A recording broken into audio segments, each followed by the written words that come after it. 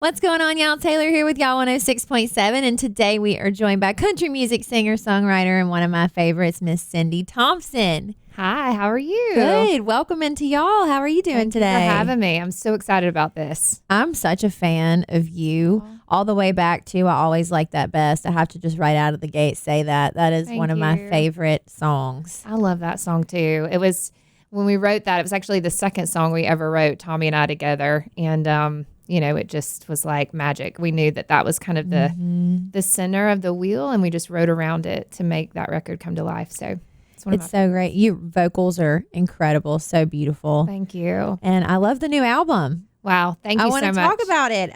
Acres of Diamonds, latest EP. Yes. Tell me about the creative process of that song. Oh my gosh.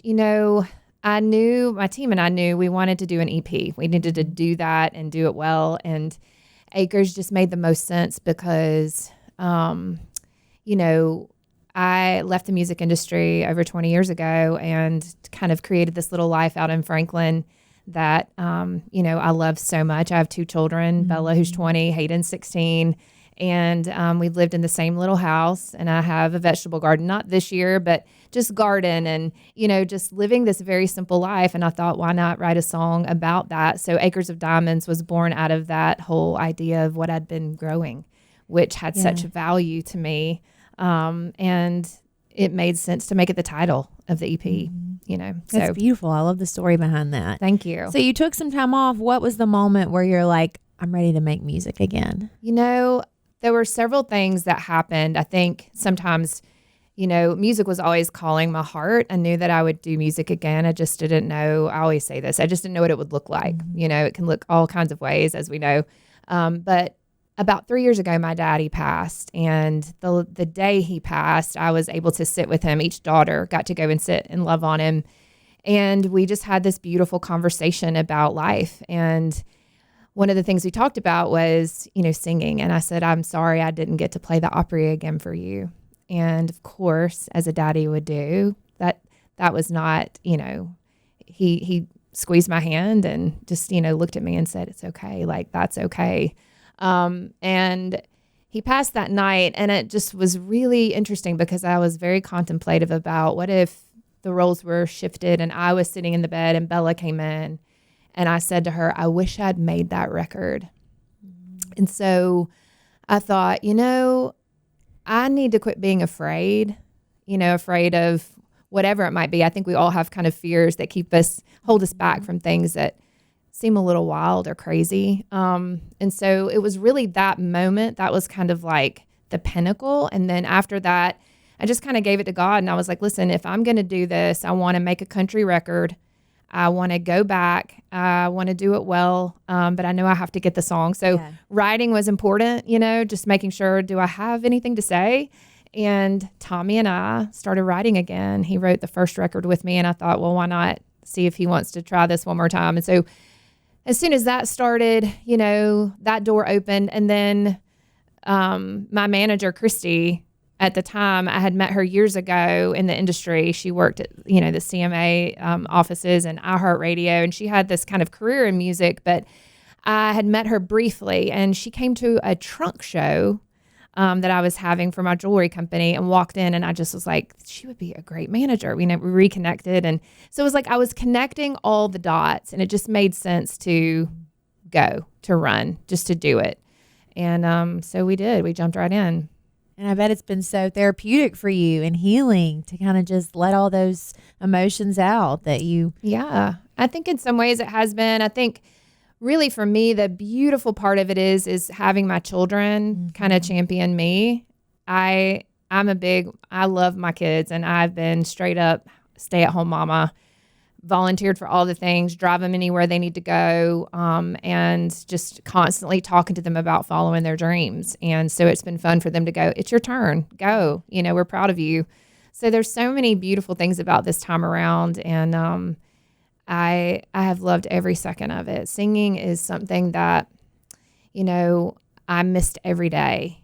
Like I literally thought about it every day. And I sing all the time, and just maybe to my dog or in the car or to the radio, but it just feels good to be doing it be back at it again. Yeah, like before. And Cyndi is an incredible songwriter. Life Ain't Always Beautiful, Gary Allan, a song that we love here. You wrote that song. Yes, I wrote it with Tommy. It was actually for my second record, and I didn't end up making that record at Capitol. And the day we wrote it, I knew, though, so weird, not weird, I feel like it's completely divine. I knew it wasn't for me, that it was for a guy.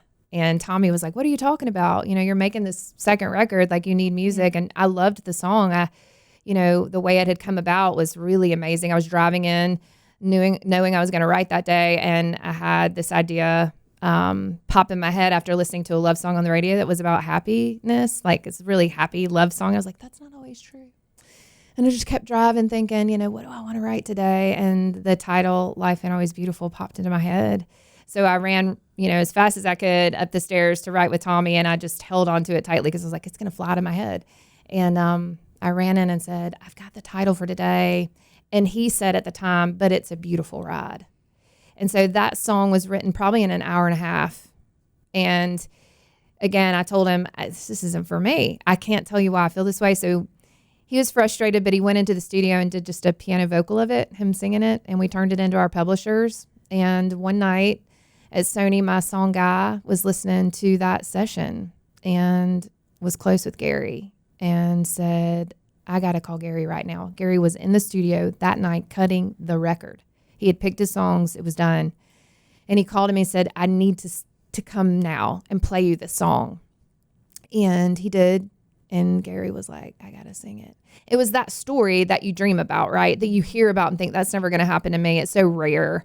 So it was meant to be his song. I mean, there was nobody else that could have sung it at that time. His wife had committed suicide, and there was just this, he was so broken, and it just seemed to fit the message of maybe what he needed to say. And I was so grateful for that. And so yeah, that's that. But this many years later, I sing it out, and the room is just, it's just beautiful to watch people be moved by that song, because I think it means so much to different people, right? It means something different to people. And but for me, we've just decided after playing it so much, I'm like, I'm going to cut it.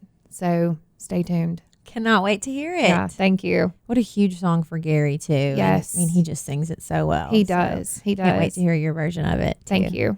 And you have another song out today. Today, Logan Mize. I'm singing Matters of the Heart. And I'm so excited about it. He called and he was like, would you sing on this with me? And I was like, absolutely. Yeah. I love Logan's voice. I love him as a person, and his wife, Jill. They're amazing people. But I love the song. And I said, let's do it. So it's out. Go listen, download, stream it. You're on fire. Thank you. Do we have any live shows planned for this year where fans can hear that music live? Yes, we have, and you can check all this out on my website, but June 24th, I'm playing the Listening Room, which I'm really excited about. I have to come to that. Yes, I have to be there. Please come. And then we're talking about the Bluebird into July. We're putting something together kind of special for that. And then in the fall, I have a big show in my hometown. We're not talking about it fully yet. We're still structuring all the details to that too. So, and there's things in between. So we're we're running fast and hard. And you're a Georgia girl, right? I am. I'm from Georgia, Tifton, Georgia, about 3 hours south of Atlanta. But I've lived here over 20 years, so it feels like home now to me. Country girl. Yes. It's all the same. Yes. Did you grow up around music? Who were some of your musical influences? I had a lot of musical influences in my house. It's funny. My sisters are older than me. I'm the baby, and kind of like not a surprise. They promised me. It was just like, let's have one more just for fun. Yeah. So they all listened to different kinds of music, jazz, urban, pop, and then my dad listened to the oldies, and then one of my sisters would listen to country from time to time. I'd jump in the car with her and hear. So I had all of this music around me at all times. And so, but I think when it really hit me was I was probably around 13 when I saw Trisha Yearwood on TV singing She's in Love with the Boy. And it changed everything for me. I was folding clothes on a Saturday morning, and it popped up on the TV, and I just looked and thought, what is that? Who is that? And then to find out she's from Georgia, and I just felt something when she sang. I was like, that's what I want to do.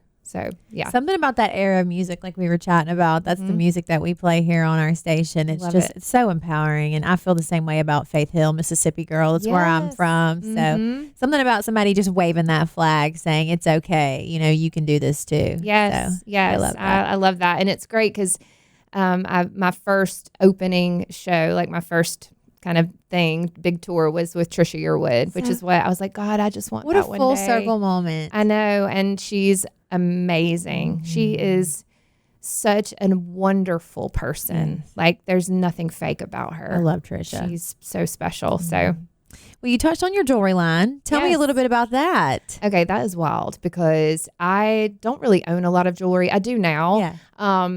It wasn't always my thing, but I was just kind of trying to figure out, what am I doing with my life? Like, I want to be creative. I want to be artistic. Maybe I'll start painting. People paint in my family, but I'm not a good painter. I'm terrible.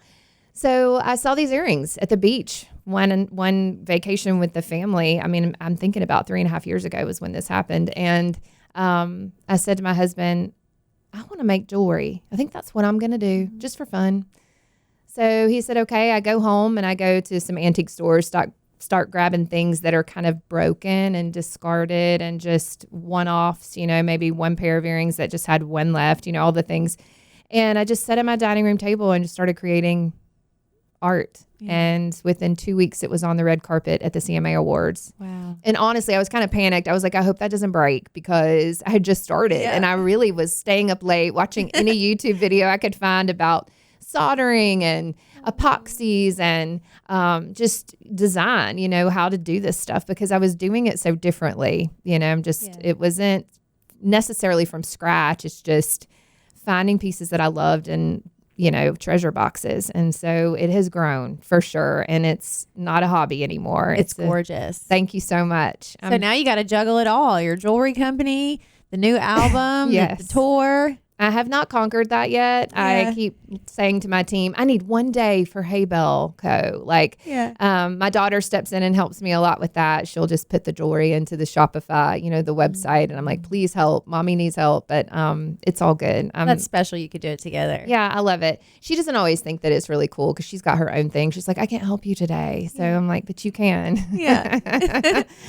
Well, speaking of creating, I saw, let's see in your bio, expert maker of pimento cheese and buttercream. Real good I love those. Pimento cheese. Tell me the secret. What is this? I should have brought you some. Well, I can't tell you the secret. Okay. Because my sister has had 2 different bake shops, and it's a secret recipe that she developed. Okay. So I'm trying to talk her into letting me share the recipe. I've been doing some cooking videos for content and stuff for fun. And I'm like, can I share some of your recipes? Because people want them and they're yours. And so I can't just give them away. But honestly, it's just really good cheese, really good sharp cheddar, you know, Duke's mayonnaise. Mayonnaise. Not another kind of mayonnaise. People think, I love Hellman's. It's Duke's. And then there's just a few of their spices. So what's like your go-to meal to cook for the family? Something that maybe your kids love. They love chicken piccata.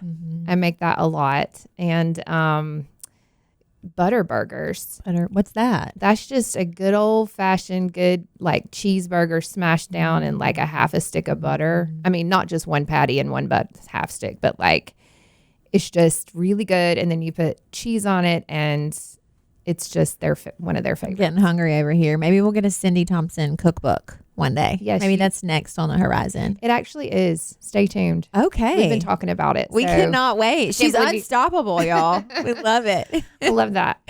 Now, I told you I was expecting my first child. Yeah. So hit me with some motherly advice for a first-time mom. I need need all the good energy I can get.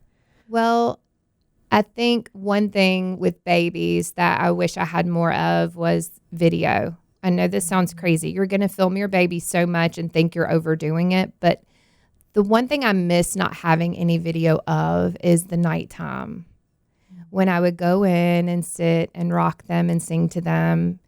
And I think if you could grab some of those videos, just set it on the little table as you're rocking her and singing and talking to her, you will love it when they're 20 and you can go back and see those moments that really are going to be some of the hardest because you're so tired, but they're the one thing I long for that I don't have on film.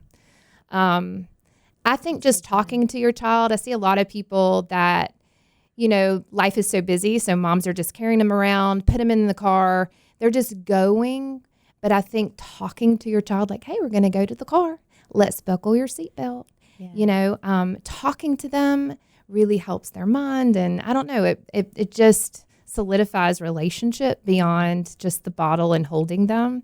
But there's so many things with life and the stages of life. But we should keep in touch, and I can be available I would love anytime that. You need a question answered. I'm not the expert, but. And the video is a great one too, because I know that like my parents had a lot of home videos when I was growing up, but everything's on an iPhone these days. So it's important to export that and make sure we have those videos. It is. I mean, you just, I don't know, film it all. And no matter what you look like on Christmas morning, no matter what you look like, you know, making cookies with them, film it. Film it. Because, you know, you just go back and look, and it's so sweet. I miss it. And a question that we always like to end on here at Y'all. If you could go back and talk to young Cyndi, maybe 21, what would you tell yourself? Gosh, this one's hard. You know? I know it's always a thought-provoking question because you're like, I really got to think about this.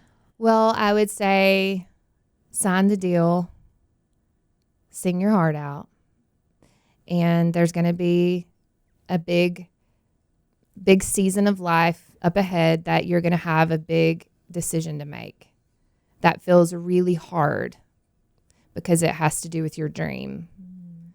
But make the decision to walk away. You won't regret it.